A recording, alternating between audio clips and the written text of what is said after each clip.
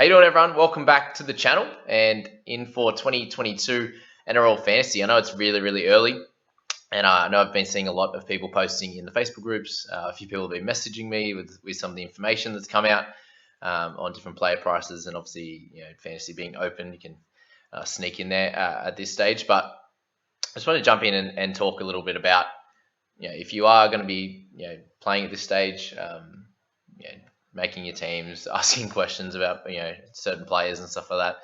Just remember that it is really early, really early. We're 3 months out from the season now, or 2.5 or whatever it is, until we get started. And the rookies, etc., aren't really set on if they're going to get certain minutes and stuff like that. Obviously, there's a few players we know have moved around, and that's going to be pretty important coming into the season. But at this stage, I'd probably just be thinking about learning more about the fundamentals of NRL Fantasy and what we're looking for with certain players and the types of players you'd like to start your team with. And we are going to go through my team review for the NRL Fantasy Analysis squad, the back end at the start of last year. So, and there was a few mistakes I definitely made last year, a few guys that I thought might have a little bit more upside than they actually did. And missed out on a couple of guys that had really clear defined roles in certain positions. And we'll go through that as we go through that video. I just wanted to react to that and give you a bit of an insight on what you should be doing. And as I said, the most important part here is just to be going through and working out which of your guns you're going to start with, who you're going to get the really top points from. Maybe it's selecting someone who you're going to captain. Whether that is going to be someone like a Cleary, who I don't believe will be starting the season, but the Payne Haas's, the Trebojeviches, these types of players that are going to get you captaincy points. So you might have one or two of those guys just to make sure you have that really good double points, and then one or two other really good guns, and then we're looking for those mid-rangers that have some upside, whether that means they've changed to a different team, whether that means they're going to get an increased role in their team. A lot of people looking at someone like Liam Martin, who, with Kurt Capewell moving to the Broncos, there should be a few extra minutes available for Martin, but, we'll have to work out, is that a situation where he is going to increase his point production? We'd have to look at his sample size in terms of his minutes, which I don't think is actually too great in terms of an improvement or a big value prop. We'll go through my video in a second with guys like Tino, who we didn't see a massive jump in his point production moving to a different team. So that's another thing to think about, is the quality of their play in a certain team. Whereas Tino, it was really high level with the Storm in terms of his ability to score tries and get those extra attacking stats.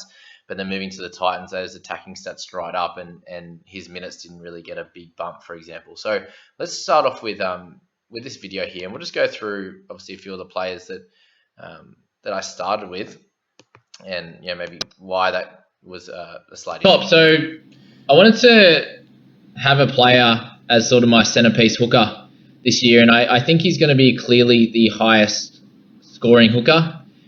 At 63.9 average last year, I can see him averaging somewhere between 65 and 68, and I think he could be a fairly decent captaincy option at some stage, but at this stage he's going to be my vice captain in this squad.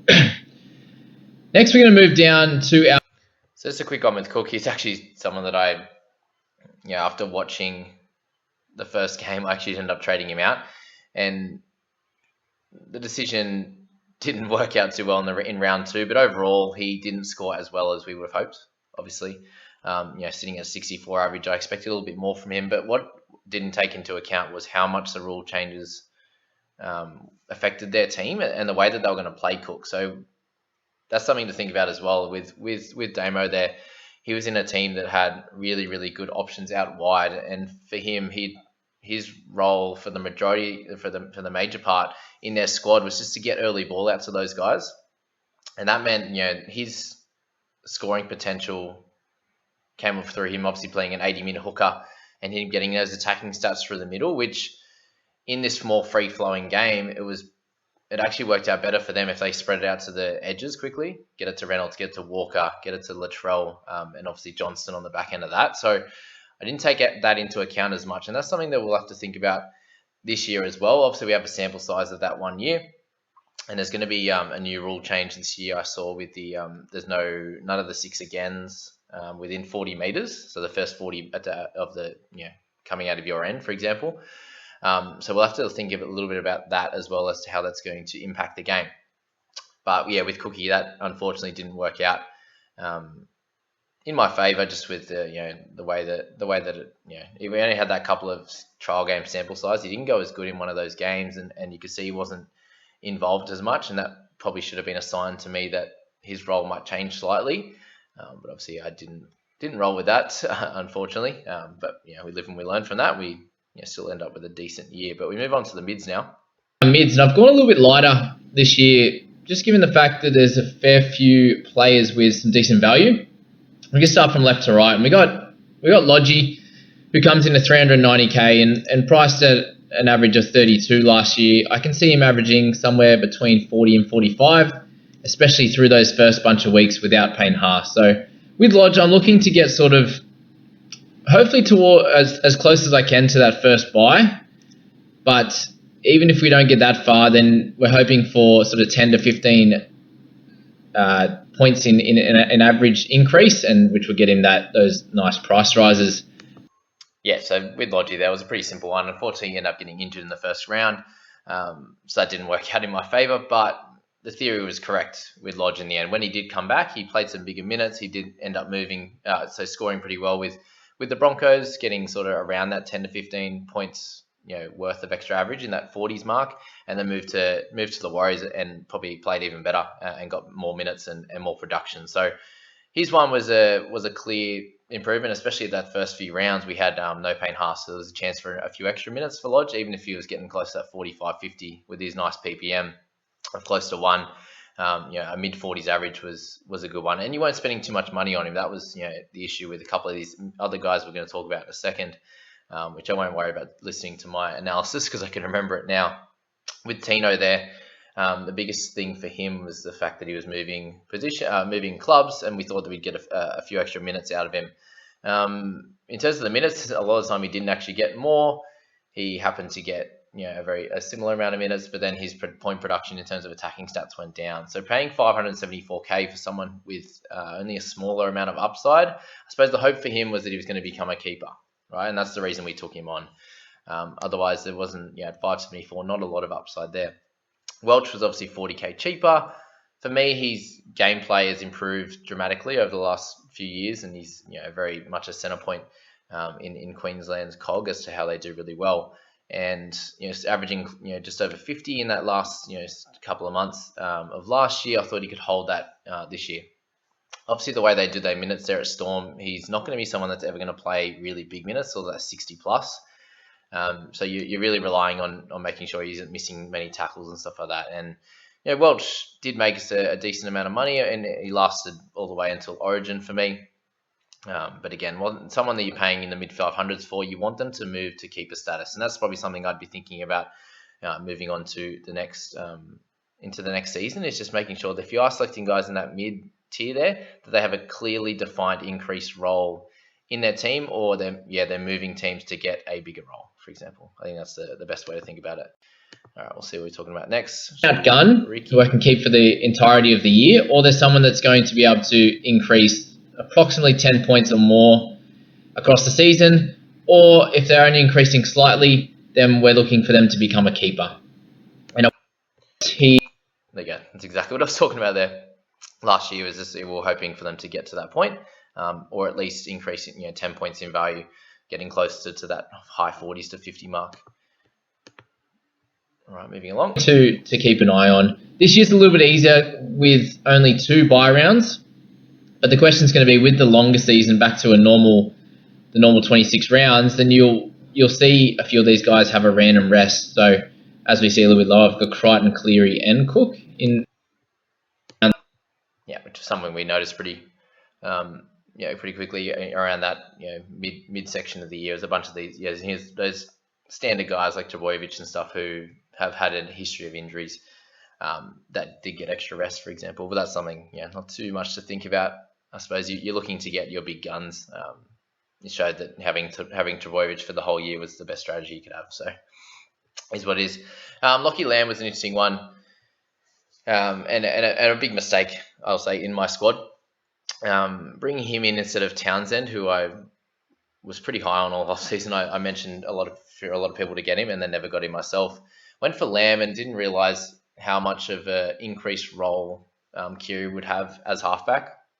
Completely changed how he'd played, having Cronk and that in his team. So he became obviously the senior half and did the majority of the kicking. They went right to him the majority of the time. Hardly went to Lamb. Most of Lamb's points ended up being through tackling, for example.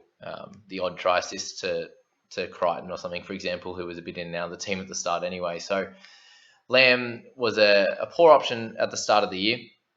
For that reason, he ended up getting injured anyway, whereas Townsend was the complete main half in that squad, playing with Moylan at 6. Moylan's not a kicker, for example. So these are the things I'll be clearly targeting this year, heading into team selection. And this is what you should be doing now, guys. If you're looking at potential players and looking at potential halves combinations and the role that certain guys are going to play in the forward pack. Are they going to be getting 80 minutes this year compared to 50? That's something where you're going to get a lot of value, for example. But yeah, Lockie Lamb, unfortunately, not a good one. At all, not too much to say. He's your best scorer. He's your best half. So it's important. Wants to spend too much money in the centres, but I think there's some more value elsewhere. Yeah, Opacek is someone that's fairly consistent, averaging in the mid-20s, and you see, the majority of games were in those 20s with the Cowboys, and then if he scored a try, it'd be 30 to 40. In an Eel side that's going to be better, and him growing as a player, having only played a bunch of years, I see some improvement possibly out of him. And same with Roberts. Roberts would probably have a higher ceiling, but I see Opacek as being a little bit more consistent. So we'll play with that one. Tell you what, didn't that play out exactly as he thought? Roberts, in a poor Tigers side, really struggled, but did have the odd decent game in amongst a lot of crappy games, whereas Opacek was actually ridiculously consistent for the majority of the year, made us some good cash, and we got held him for the most part. Averillo was someone that just had a lot of upside. You see when I'd actually got rid of him when he had his small injury and Lockie Lamb and that took over. A bunch of us traded out of his team. I happened to and got him back a bit later, but he was someone that had that upside. Whereas if he got a pretty defined role, which he'd end up moving to the halfback position and scored had a stretch of 60 to 70 average. So Averillo, those two centre pairings were completely fine. Momorowski was the other one that you could have picked, which we did in the People Squad, which we'll have a little analysis of that in another video. But the centres there was completely fine, I think. And we'll move on to the backs. His slow start at the beginning of last year, and then his mid-50s average in the back end. I'm expecting him to score similarly to what he did in that back end. Yeah, cool. So talking about Pappenhausen there, analysis was fine with that one. He was someone that scored really well, and he was a little bit underpriced in his wing fullback position, and he absolutely dominated the start of the season before he was getting his head knocks and stuff. So he was a great pick. Dane Laurie was the obvious one. He was going to make some cash. Obviously, end up playing pretty well in a pretty poor Tigers side. And then the Roger Tuivasa-Sheck one. Again, the worry with these fullbacks, I think you got to pick them up in good teams. Like they just get so many more attacking opportunities. Roger was doing pretty well, let's be honest. So I'm happy with him as the pod at the start of the season until Reece Walsh came over. And when he got to fullback, they moved Roger to the wing and stuff. So that's obviously you can't control that kind of stuff. And it is what it is with that. But we'll jump over to the interchange and something I find really important is the mixing of your different positions on that bench, and that's going to be the biggest one there. And the only thing I missed out on there is having a center. And if I did things a little bit differently, I wouldn't have started with Cook, just because there was a fair bit of value in the hooking position in the cheaper bracket. So we also have Brayley and Watson, who did really well for the Knights there, and Little had a pretty good start to the season for a 304 average. Turpin obviously had a great start as well. So I had so many options there that I could have just started with them, and then would have had another centre. So I would have brought Averillo probably onto the bench and started Momorowski, or had Momorowski on the bench. I did have obviously Tessie New, but again, he didn't have a great start, and we weren't sure how he was going to go. Again, in a Broncos side that wasn't too strong. So a lot of these guys here are guys coming from poor sides, and we just didn't have crazy potential. Like we know Tessie could play all right, but there was no potential for him to make sort of 300k. Which is something you got to think about with these guys on the bench, for example. But yeah, that's how I would have spread it out a little bit differently. with that. And I think there was one or two guys that might have missed. Lockie Croker again, someone who started pretty slowly but then ended up having a good season. Stefano did pretty well. We're happy with him. But yeah, again with the rookie side, it's hard to tell, but you want them to have a pretty defined role and some security, right? There's no real point having someone on the bench there if they don't have that security for a big one. And even having, I can't remember who it was last year, but in years past we had the Bradman Best. Oh, sorry, this year would have been like Sam Walker, for example. If you started with Sam Walker in your side thinking he'd get an opportunity at some point, then that paid dividends. You didn't have to trade him in.